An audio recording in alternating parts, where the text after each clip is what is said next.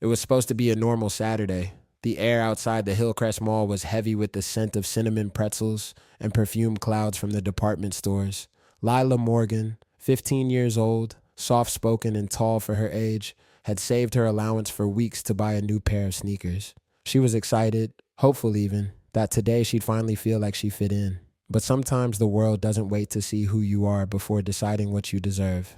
Three girls from her high school, Jenna, Carly, and Bree, had spotted her near the food court. Their laughter started softly like the titter of birds. It grew louder, meaner, more deliberate. Words became weapons thrown with cruel accuracy. Lila tried to ignore them, focusing on the storefront glass ahead of her. But their taunts followed. Those shoes from last year? Look at her hair. What even is that? Better mom shops in the clearance bin. People glanced then turned away. The world often does. What the bullies didn't know was that the woman picking up Lila that afternoon was not an ordinary mother. She had seen war. She had faced men who didn't flinch at death. And if there was one thing that lit a fuse in her quiet, disciplined heart, it was watching someone hurt her child. And today that fuse was about to burn fast. Lila clutched the paper shopping bag tighter, pretending not to hear them. She had learned long ago that silence sometimes protected you more than words, but silence also burned. It made every cruel whisper echo louder inside your mind. She walked toward the lower level escalator, praying they'd lose interest, but she could hear the rhythmic click of their shoes behind her. Jenna's voice, sharp, bright, and mean, cut through the mall's hum. "Hey, Lila, don't walk away when someone's talking to you." Lila froze. Her heart pounded and her hands trembled. She turned slowly, eyes low. The three girls stood in a triangle, smiles gleaming like knives. "What do you want?" Lila's voice came out small. "Just wondering who told you you could wear that ugly jacket," Carly sneered. "It's like 90 degrees outside." "It's called style," Bree laughed, snapping a photo with her phone. And that's when she noticed across the food court a woman standing near the coffee shop, watching. Her mother, Diana Morgan. To anyone else, she looked ordinary. Dark jeans, a leather jacket, hair pulled back in a bun. But to those who really looked, there was something in her posture that didn't belong in the mall's easy rhythm. Shoulders squared, gaze precise, movements calculated. Every inch of her radiated quiet control. Diana didn't rush over. She simply observed, assessing the threat like she'd done 1,000 times before. Diana Morgan had once been part of a covert operations unit few knew existed. She had traveled through jungles and deserts, trained in endurance and deception. When she left the military, she promised herself she'd never need to use those instincts again. But some instincts never die. She spotted the body language first, the girls circling, the smirks, the way one lifted a phone. She knew what was coming before it happened, a predator's pack forming. Diana's pulse slowed instead of rising. She began to move. Each step was deliberate, silent, almost feline.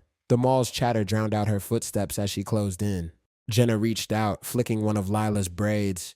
"Do you even wash this? Looks like rope." Lila slapped her hand away. "Stop touching me." The bullies laughed louder. Carly shoved Lila's shoulder. "Relax, we're just playing." "Doesn't look like she knows how," Bree added. "Probably her mom's fault. Maybe she's too busy working at a gas station or something." That was the sentence that broke the line. Lila's throat tightened. "Leave my mom out of this." "Oh, hit a nerve?" Jenna taunted, stepping closer. "What's she gonna do? Come after us." Diana's voice came from behind them, low and sharp. "She might." The girls turned. Diana stood a few feet away, arms folded, expression unreadable. Her eyes, cold, steady, and focused, made the three girls falter. "Who are you?" Jenna managed, her confidence wavering.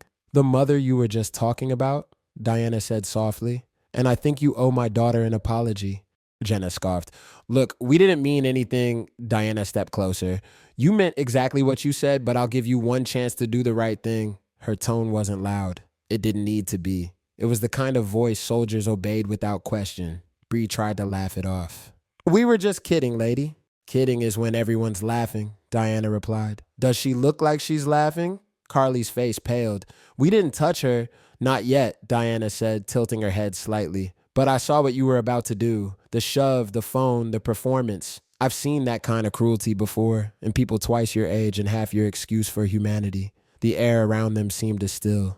People began to notice. Lila's stomach fluttered between fear and pride. Her mother's calm voice was both terrifying and protective, a storm wrapped in silence. Jenna stepped back. "Whatever, we're leaving." "That's right," Diana said. But first, apologize.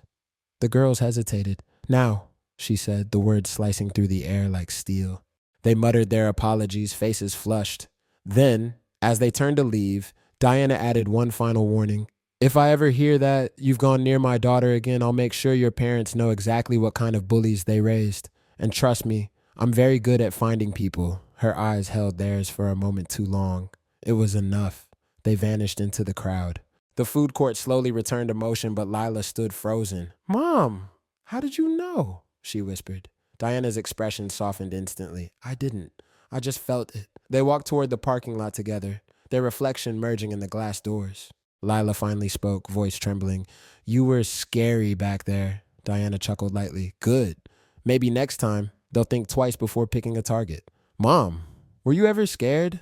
Diana paused, looking out at the horizon. Every time. But fear's not the enemy, Lila. It's the fuel. You just have to use it right. Lila smiled faintly. Guess I know where I get my strength. Her mother put an arm around her. You've always had it, baby. You just needed a reason to show it. A few days later, whispers spread through the school. Jenna, Carly, and Bree had suddenly gone quiet.